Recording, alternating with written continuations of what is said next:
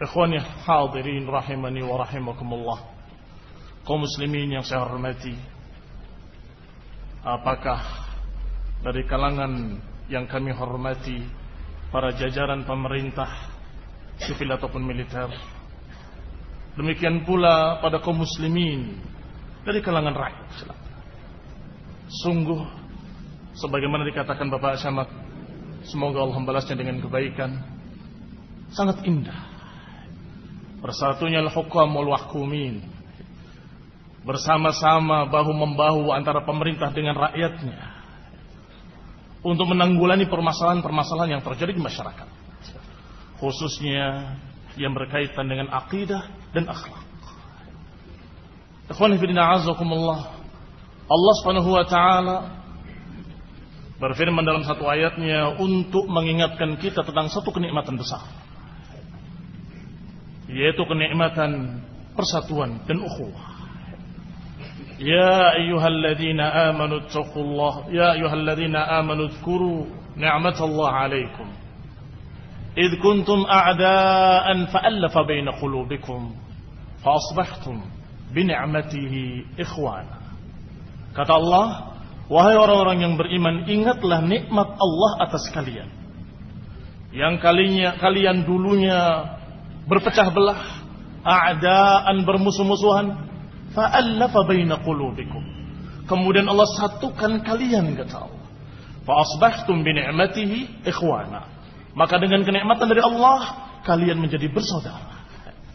Kalimat wadhkuru, ingatlah kenikmatan Allah atas kalian, maknanya hendaklah diingat dan disyukuri.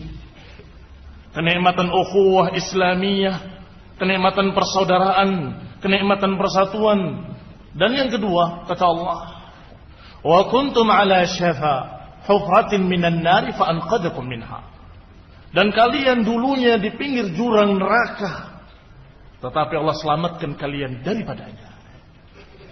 Para mufassirun, para ahli tafsir menyatakan bahwa Allah menyatakan demikian agar kita mensyukuri kenikmatan Allah Subhanahu wa taala dalam bentuk persaudaraan dan dalam bentuk keselamatan dari api neraka. Wa dzkuru ni'matallahi 'alaikum id kuntum a'daan fa'alafa baina qulubikum.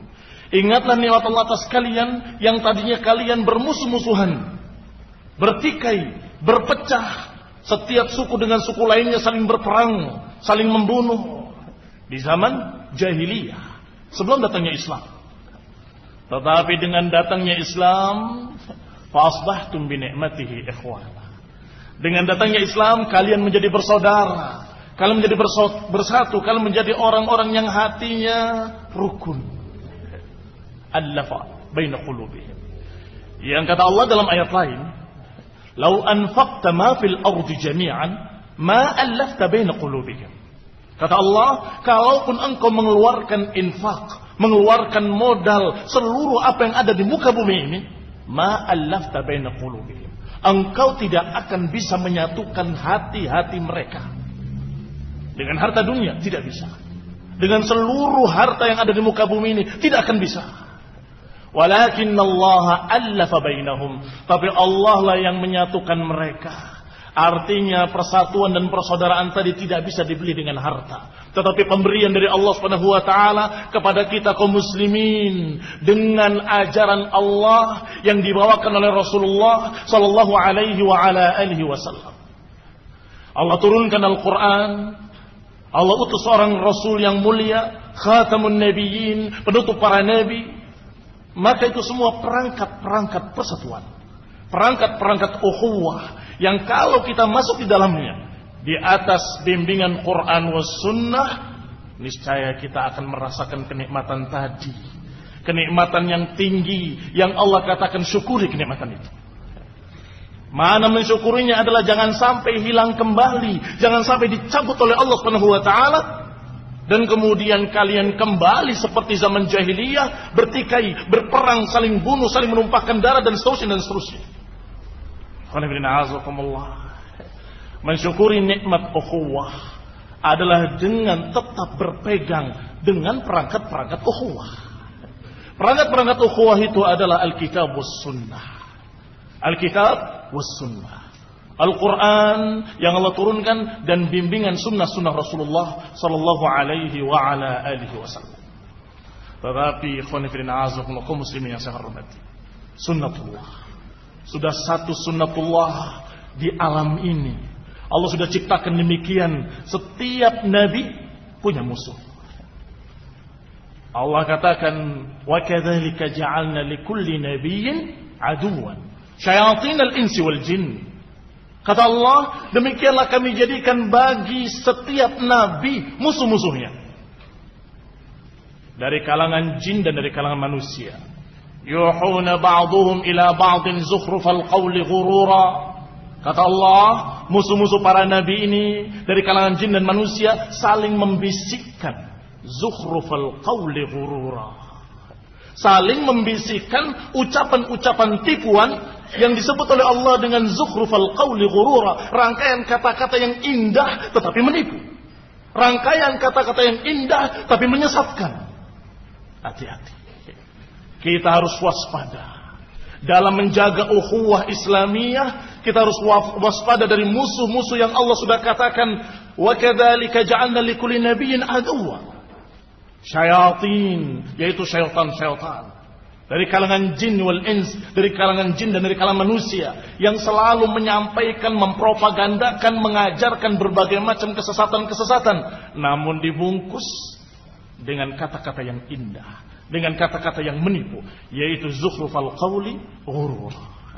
Bisa dibayangkan ketika umat yang tadinya satu di bawah bimbingan Rasulullah SAW langsung, yaitu para sahabat, tetapi dengan munculnya kesesatan-kesesatan yang muncul di kala itu, setelah Rasul wafat, setelah Abu Bakar Siddiq wafat, setelah Umar wafat, setelah itu muncul fitnah-fitnah, yaitu yang pertama dari kesesatan Syiah Rafidhah dan kesesatan Khawarij. Ini dua kelompok sesat yang pertama muncul dalam sejarah Islam. Setelah itu berpecahlah kaum muslimin menjadi sekian kelompok. Ada kelompok yang masih tetap bersama para sahabat dan mengikuti bimbingan Rasulullah SAW, dan ada kelompok yang membuat ajaran baru, yaitu ajaran dari seorang tokoh Yahudi yang bernama Abdullah bin Saba. Abdullah bin Saba al-Yahudi adalah satu grup dengan Yahudi yang membunuh Umar bin Khattab radhiyallahu taala anhu. Dan mulai dia memakai politik belah bambu para sahabat, bagaimana supaya pecah persatuannya, bagaimana supaya terjadi perpecahan di kalangan kaum muslimin. Maka dia pakai politik tadi, yang satu diinjak, yang lain diangkat, maka pecahlah bambu tersebut. Yang diinjak dan yang diangkat semuanya para sahabat, dengan berpura-pura pencinta Ahlul Bait, dengan berpura-pura bahwa mereka mengangkat Ali bin Abi Thalib dan juga anaknya Hasanul Husain dan cucunya dan seterusnya. Kemudian mereka menyatakan dengan kalimat caci makian kepada para sahabat-sahabat yang lain, Abu Bakar wa Umar wa Uthman khususnya, dan yang lainnya. Maka terjadilah perpecahan. Tetapi para sahabat selalu mengingatkan tentang kesesatan mereka. Bahkan Ali bin Abi Thalib masih hidup waktu itu, memperingatkan, hati-hati, ada bibit-bibit perpecahan. Hati-hati, ada ucapan-ucapan yang memecah belah.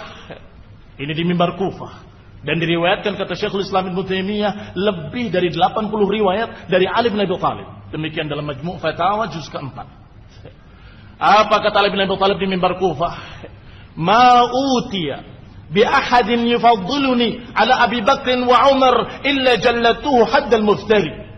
Sungguh tidak didatangkan kepadaku seseorang yang mengutamakan aku di atas Abu Bakar dan Umar, kecuali akan aku cambuk dengan cambukan seorang pendusta. Ali bin Abi Thalib sebagai imam, sebagai amir al-mu'minin waktu itu, pemerintah berhak untuk menghukum.